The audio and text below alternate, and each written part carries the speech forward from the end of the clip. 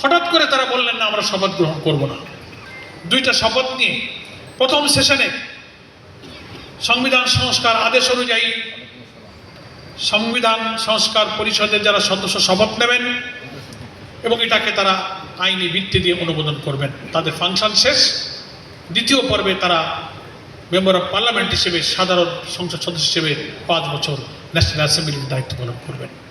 হঠাৎ করে তারা বললেন না আমরা শপথ গ্রহণ করব না। শপথ সংবিধানে নাই, আজব ব্যাপার। আপনারা যে জুলাই সনদে স্বাক্ষর করেছেন ওই সনদের মধ্যেই সংবিধান সংস্কার পরিষদের শপথনামা আছে, আপনি সেটা শপথ নিতে বাধ্য।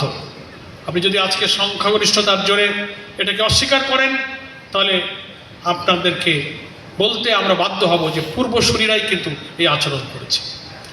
সংখ্যাগরিষ্ঠতার জোর কখনো কোটি কোটি মানুষের গণভোটে জয়যুক্ত করে জনগণের অভিপ্রায় হচ্ছে সব আইনে